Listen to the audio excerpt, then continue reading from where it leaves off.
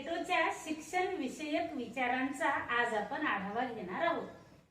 प्लेटोचा शिक्षण विषयक दृष्टिकोन पाहण्यापूर्वी मी आपल्याला ॲडिशनल रीडिंग मटेरियल शेअर केलेलं होतं. नक्कीच तुम्ही ते वाचलं असेल. भारतीय आणि पाश्चिमात्य राजकीय विचारवंतांच्या संदर्भामध्ये आणि विशेषतः मी तुम्हाला शेअर केलेल्या ॲडिशनल मटेरियल मध्ये भारतातले आणि जगातले काही नामवंत शिक्षण तज्ञ शिक्षणाच्या संदर्भामध्ये काय म्हणतात, त्यांचा काय दृष्टिकोन होता, त्यांची एज्युकेशन बाबतीमध्ये भूमिका काय होती, हे तुम्हाला वाचून कळावं, अतिरिक्त माहिती तुमच्याजवळ संग्रही असावी याच्यासाठी म्हणून मी मागची पीपीटी तुम्हाला तशी शेअर केलेली होती.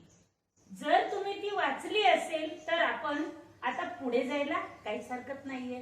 आणि म्हणून आपण आज पाहणार आहोत प्लेटोचा शिक्षण विषयक दृष्टिकोन. विद्यार्थी मित्रांनो, साधारणतः शिक्षणाच्या संदर्भामध्ये विचार करत असताना मी तुम्हाला मागे सांगितलेलं होतं की रिपब्लिक या ग्रंथाच्या संदर्भामध्ये शिक्षण तज्ञ रुसो हा विचारवंत असं म्हणाला होता की हा ग्रंथ म्हणजे आजपर्यंत लिहिला न गेलेला शिक्षणावरचा सर्वोत्तम आणि महान असा ग्रंथ होय. म्हणजे रुसोनं असं सांगितलं की प्लेटोनं त्याच्या काळामध्ये लिहिलेला हा ग्रंथ आजपर्यंत सुद्धा असा ग्रंथ कोणी एज्युकेशन वरती निर्माण केलेला नाही. म्हणजे एवढं महत्व या ग्रंथाला आहे. एवढं महत्व या ग्रंथाला का आहे? वास्तविक पाहता आपण पाहिलेले की रिपब्लिक किंवा कन्सर्निंग जस्टिस न्यायासंबंधी या ग्रंथामधून 10 प्रकरण आणि 5 विभाग यावरती भर देताना जीवन विषयक सर्वच तत्वज्ञान त्यामध्ये आलेले. म्हणजे कुटुंबामध्ये कसं असावं, मानवी समाजामध्ये कसं असावं, राज्यामध्ये कसं असावं, एकूणच मानवाच्या समाज जीवनासंबंधी संपूर्ण तत्वज्ञान या रिपब्लिक या ग्रंथामध्ये प्लेटोनं सांगण्याचा प्रयत्न केलेला आहे. आणि आता मी तुम्हाला सांगितल्याप्रमाणे शिक्षण विषयक विचारांचा आढावा घेत असताना त्यामध्ये कोणत्या गोष्टींचा विचार केला जातो ते बघा. साधारणतः काय केलं जातं? शिक्षणाचा हेतू किंवा उद्दिष्ट काय असतं, त्याच्यानंतर शिक्षणाचा वयोगट या संदर्भानेही आपण अभ्यास करत असतो. शिक्षणाच्या संदर्भामध्ये अभ्यास करत असताना अभ्यासक्रम याही संदर्भामध्ये आपल्याला आढावा घ्यावा लागत असतो. त्यानंतर स्तर, त्याचे एज्युकेशनच्या स्तराच्या संदर्भामध्ये सुद्धा याचा आढावा घेता येतो. शिक्षण पद्धती कशा प्रकारची असावी असते याच्या संदर्भातही त्याचा आढावा घ्यावा लागतो.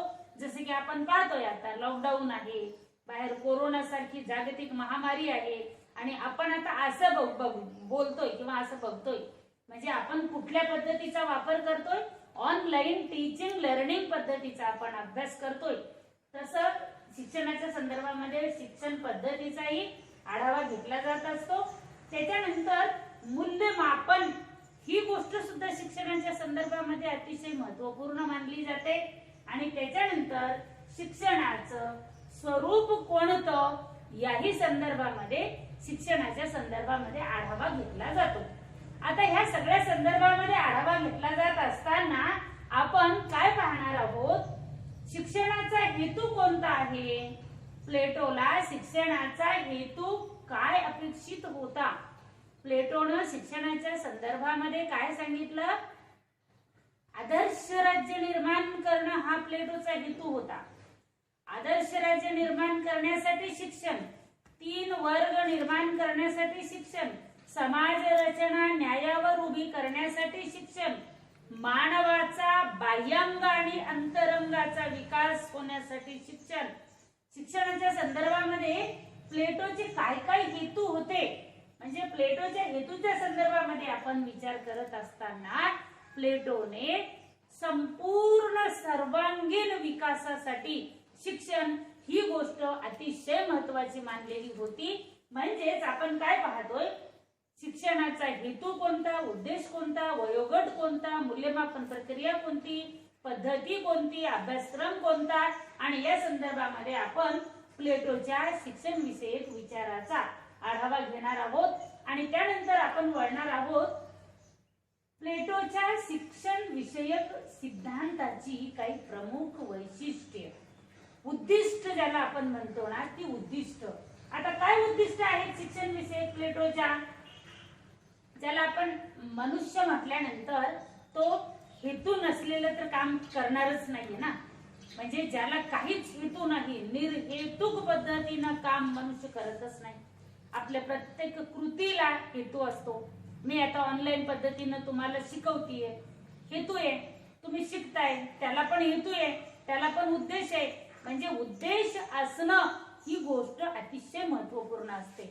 आणि शिक्षणासारख्या समाज घडवण्याच्या, राष्ट्र घडवण्याच्या, राष्ट्र उभं करण्याच्या प्रक्रियेला उद्देश तर असतोच. आणि तो उद्देश प्लेटोनं काय काय सांगितलेला आहे बघा तुम्ही. व्यक्तीचा सर्वांगीण विकास घडवून आणणं कशाने शक्य होतं? शिक्षणामुळे शक्य होतं. म्हणून शिक्षणाचा उद्देश काय असला पाहिजे? सर्वांगीण विकास, ऑल ओव्हर डेव्हलपमेंट, सर्वांगीण विकास हा शिक्षणाचा हेतू किंवा शिक्षणाचा उद्देश. व्यक्तिगत गुणवत्ता आणि पात्रता साधणं. मी माझ्या अंतर्गत शक्तींचा, उपजत शक्तींचा वापर करून किती आणि कशा पद्धतीने विकसित होणार आहे, माझ्यामध्ये कुठल्या क्वालिटीज, माझ्यामध्ये कुठल्या एबिलिटीज, माझ्यामध्ये कुठल्या प्रकारची, म्हणजे काय म्हणूया त्याला आपण, म्हणजे मानव म्हणून विकसित होण्यासाठीच्या माझ्या काय पात्रता आणि गुणवत्ता लागतात, या कशामुळे तयार होणार आहेत? शिक्षणामुळेच तयार होणार आहेत. म्हणून प्लेटो असं म्हणतोय की व्यक्तिगत गुणवत्ता आणि पात्रता वाढवणे किंवा साधणे हा शिक्षणाचा एक अतिशय महत्वाचा हेतू असतो. सद्गुणांची वाढ. सद्गुण आणि त्याचा विरुद्धार्थी शब्द काय आहे? दुर्गुण. सद्गुण म्हणजे काय? चांगले गुण. आता चांगले गुण कोणते कोणते असतात त्याची जर आपण यादी केली तर ती खूप मोठी होणार आहे. तरी सुद्धा प्रेम, सेवा, सत्य, अहिंसा, सदाचार, मैत्री, सहकार्य, आपुलकी, प्रेम भावना, याला काय म्हणतो आपण? सद्गुण असं म्हणतो आपण. मग या सद्गुणांची वाढ जर झाली तर काय होणार आहे? कुटुंब विकसित होणार आहे. कुटुंब विकसित होत असताना तो समाजाचा घटक असल्यामुळं समाज विकसित होणार आहे. आणि समाज विकसित झाल्यामुळं राष्ट्र उभं राहणार आहे. राष्ट्र कशाच्या आधारावरती उभं राहणार आहे? सद्गुणांच्या वाढीमुळं उभं राहणार आहे. म्हणजे प्रत्येक मानव जर सद्गुणी, सद्वर्तनी, सदाचारी, चारित्र्य संपन्न, दुसऱ्याला विचारात घेणारा, विश्वासात घेणारा, न्यायाने वागणारा, सत्याने वागणारा, म्हणजे असा असेल, नैतिक पद्धतीचं आचरण करणारा जर असेल तर ते राष्ट्र आदर्श होऊ शकतं. म्हणून आदर्श राज्य निर्माण करण्यासाठी आदर्श नागरिक हवा. आणि आदर्श नागरिक म्हणजेच सद्गुणांची त्या व्यक्तीमध्ये वाढ झालेली असली पाहिजे. ही गोष्ट अतिशय महत्वपूर्ण असते आणि म्हणूनच प्लेटोनं त्याच्यावरती भर दिलेला आहे. मन सुसंस्कृत बनणे. शिक्षणाचा हेतू काय आहे? केवळ शरीराच्याकडे लक्ष देणं नाही, तर ज्याला आपण अंतरात्मा म्हणतो, मन म्हणतो, जिथून आपले विचार तयार होत असतात, मनामध्येच सगळ्या गोष्टी तयार होत असतात. आणि म्हणून असं म्हणतात, चांगल्या आणि वाईट गोष्टीची सुरुवात माणसाच्या मनामध्येच होत असते. आणि मनावरती नियंत्रण, मनावरती ताबा ज्याला मिळवता येतो ना, तो अतिशय यशस्वी माणूस होत असतो. भगवान बुद्धानं सुद्धा मनाच्या संदर्भामध्ये अतिशय महत्वाचा विचार केलेला होता. आणि म्हणून काय आहे की ज्याला मन आणि मनाचं महात्म्य ओळखून त्याला ते खाद्य पुरवता येतं, त्याला आपण काय म्हणतो? मन सुसंस्कृत बनवणारी गोष्ट प्रक्रिया म्हणजे शिक्षण. म्हणजे मनाच्या संदर्भामध्ये आपण असं पाहतोय, एखादी गोष्ट जेव्हा आपण कृतीमध्ये आणतो, ती कृतीत आणण्याच्या आधी त्याची प्रक्रिया घडलेली असते. कुठं घडलेली असते त्याची प्रक्रिया? आपल्या मनामध्ये. म्हणजे आपल्या मनामध्ये सुप्त आणि जागृत अशा दोन प्रकारचं मन असतं. आणि या सुप्त आणि जागृत मनामध्ये, सुप्त मनामध्ये आपल्या जेव्हा एखादा विचार आपल्याला येतो आणि त्याच्यानंतर तिथंच सगळी प्रक्रिया घडते आणि ऍक्शन कुठे होत असते? आपल्या हाताने होत असते. म्हणून मन सुसंस्कृत बनवणं हा शिक्षणाचा एक अतिशय महत्वाचा हेतू असतो आणि असावा असं प्लेटोला वाटत होतं. म्हणून त्यानं मन आणि आत्मा याच्या विकासासाठीचं खाद्य देणारी गोष्ट म्हणजे शिक्षण असं म्हटलेलं आहे. आणि म्हणून त्याही गोष्टीचा आपल्याला उद्दिष्टामध्ये विचार करावा लागतो. राज्य आदर्श निर्माणाचा मार्ग सुलभ करणे. बघा आता अतिशय महत्वाची गोष्ट, आपण सुरुवातीपासून ते आतापर्यंतचे प्रत्येक सिद्धांत त्याच्या पाठीमागचा हेतू काय बघितलेला आहे? प्लेटोचा एकमेव हेतू काय होता की तत्कालीन राज्य जे रसातळाला गेलेले होतं, अधपतित झालेलं होतं, अंधकारमय झालेलं होतं, अराजकता निर्माण झालेली होती, त्या राज्याला आदर्श बनवणं, पूर्व पदावरती आणणं. आणि राज्य जर आदर्श बनवायचं असेल तर आदर्श राज्य बनवण्यासाठीचा मार्ग सुलभ करणं. शिक्षण हे एक असं शस्त्र आहे, शिक्षण हा एक असा मार्ग आहे, किंवा शिक्षण ही एक अशी प्रक्रिया आहे, किंवा शिक्षण हे एक अशा प्रकारचं शस्त्र आहे की ज्या शस्त्रामुळं आदर्श राज्य निर्माण करणं सुलभ बनत असतं. आणि म्हणून आदर्श राज्य निर्माण करण्यासाठीचा एक मार्ग म्हणजे शिक्षण. अशा प्रकारचा हेतू किंवा अशा प्रकारचा उद्देश प्लेटोच्या मनामध्ये शिक्षणाच्या संदर्भामध्ये असल्याचं आपल्याला पाहायला मिळतं. कर्तव्य परायणता किंवा कर्तव्य दक्षता. कर्तव्य परायणता म्हणजे काय आहे? आपण काय करतो साधारणतः आजची कामं उद्यावर ढकलतो, उद्याची परवावर ढकलतो. मानवी प्रवृत्तीमध्ये जर आळस आला तर आपली कुठलीच कामं होत नाहीत. आणि मग जर आपण कर्तव्यापासून दूर गेलो, जाऊ दे मी कशाला करू, कुणीतरी करेल ते काम असं आपण म्हणतो. आणि प्रत्येक जण जर असं म्हटलं की कुणीतरी करेल तर ते काम होणार आहे का? नाही ना. आणि म्हणूनच शिक्षण हे असं साधन आहे की ज्यामधून ते आत्मसात करणाऱ्याला, ते घेणाऱ्याला, ग्रहण करणाऱ्याला कर्तव्याची जाणीव होते, जबाबदारीची जाणीव होते आणि ती व्यक्ती कर्तव्यनिष्ठ बनते, कर्तव्य तत्पर बनते. ती वेळेचं नियोजन करणं, काम निष्ठेनं पार पाडणं, कर्तव्याप्रती निष्ठा ठेवणं, या गोष्टी केवळ आणि केवळ शिक्षणामधूनच त्या व्यक्तीच्या अंगी येत असतात. म्हणून कर्तव्य परायणता आणि कर्तव्यनिष्ठा हा एक हेतू किंवा हा एक अतिशय महत्वाचा उद्देश प्लेटोचा शिक्षणाच्या संदर्भामध्ये असल्याचं आपल्याला पाहायला मिळतं. यानंतर अज्ञानाचा अंधकार नाहीसा करणे आणि जबाबदारीची जाणीव निर्माण करणे. आता अज्ञानाचा अंधकार नाहीसा करणे, विद्यार्थी मित्रांनो, अज्ञानाचा अंधकार नाहीसा करणं म्हणजे काय आहे? मानवी जीवनामध्ये अशा कितीतरी गोष्टी असतात की ज्याच्याबद्दल आपल्याला काहीच माहित नसतं.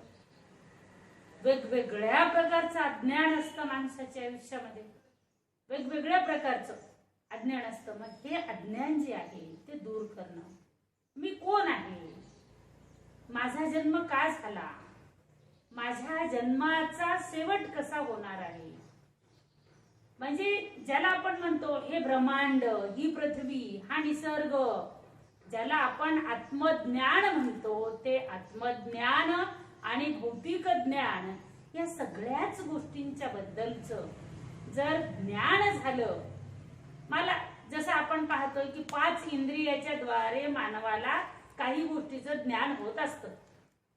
मी डोळ्यानं पाहू शकते, मी कानानं ऐकू शकते, मी तोंडानं पाहू शकते, मी नाकानं गंध घेऊ शकते आणि मी माझ्या स्पर्शाला, माझ्या स्किनला टच केल्यानंतर मला ज्या वेदना होणार आहेत त्यामुळं मला संवेदना जाणीव होते त्याची. म्हणजे काय आहे की मानवाला वेगवेगळ्या प्रकारच्या गोष्टींचं आपण पाहतोय, ऊन वारा पाऊस म्हणजे विविध नैसर्गिक संकट, भूकंप, ज्वालामुखी, अशा अनेक गोष्टी आहेत की ज्याच्याबद्दल आपण काय करत असतो की बऱ्यापैकी आज आपण वाचून किंवा आज जो विकास झालेला आहे त्यातून आपल्याला बऱ्याच गोष्टी कळतात. पण आपल्या आधीच्या लोकांना या सगळ्या गोष्टी कशा वाटायच्या? अद्भुत वाटायच्या, चमत्कारिक वाटायच्या, काहीतरी म्हणजे वेगळंच अदृश्य शक्ती काहीतरी घडवून आणते असं वाटायच्या.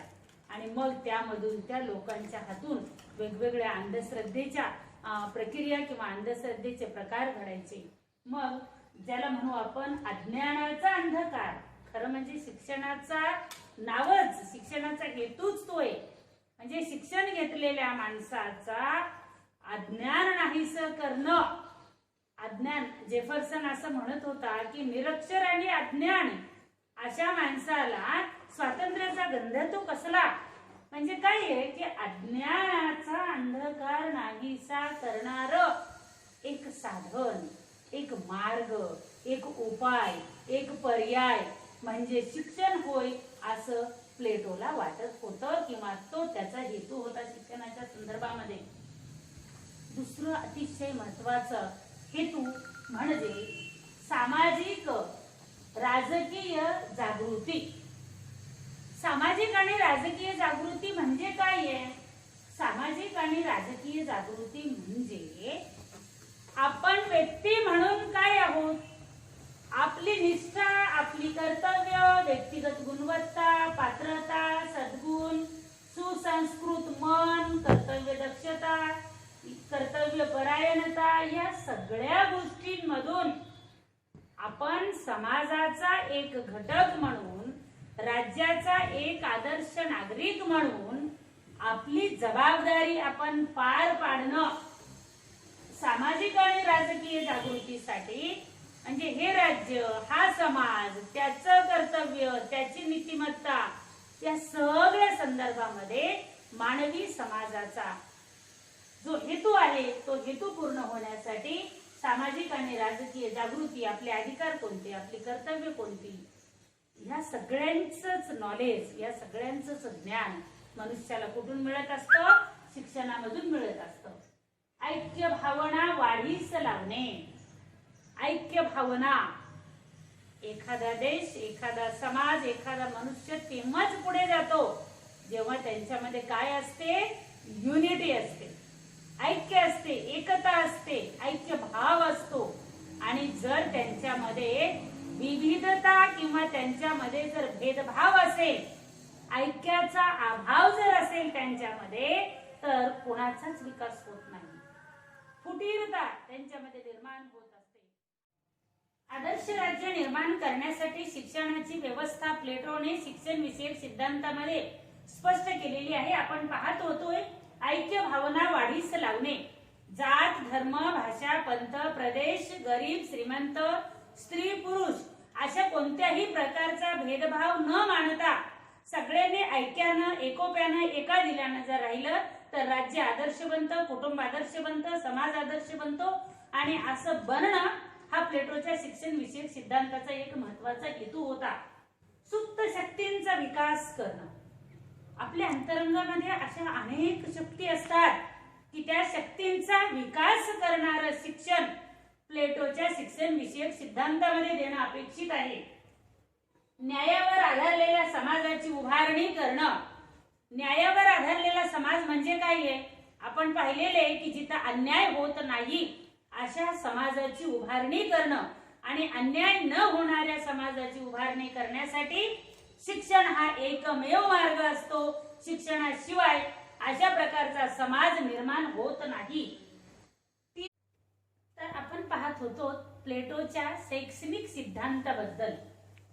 ऐक्य भावना समाजाच्या निर्माणासाठी, राष्ट्राच्या उभारणीसाठी आणि एकंदरीत विकासासाठी किती आवश्यक असते हे आपण पाहिलेलं आहे.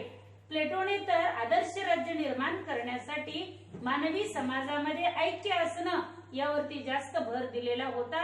आणि आपणही नेहमी पाहत असतो जाती, धर्म, भाषा, पंथ, प्रदेश स्त्री पुरुष कनिष्ठ वरिष्ठ उच्च नीच अशा प्रकारच्या भेदभावामुळे मानव जातीचा विकास हा खुंटतो आणि मनुष्य पाठीमागे जात असतो। यानंतर आपण बघणार आहोत सुप्त शक्तींचा विकास करणे किंवा विकास साधणे हे एक शिक्षणाचं अतिशय महत्वाचं उद्दिष्ट किंवा हेतू असल्याचं प्लेटोने स्पष्ट केलेलं आहे। सुप्त शक्ती म्हणजे काय? आपल्या अंतरंगामध्ये अशा काही शक्ती अशा काही पॉवर असतात की ज्याला संधी मिळाल्यानंतर त्या विकसित होतात आणि त्यामुळे मानवी समाजाचा विकास होत असतो। आणि अशाच प्रकारच्या अंतर प्रेरणा किंवा आंतरिक शक्ती जोपर्यंत विकसित होत नाही तोपर्यंत विकास होत नाही। आणि म्हणूनच शिक्षणामुळे सुप्त शक्तींचा विकास साधणं हे सुद्धा प्लेटोला एक अत्यंत महत्वाचं उद्दिष्ट वाटत होतं।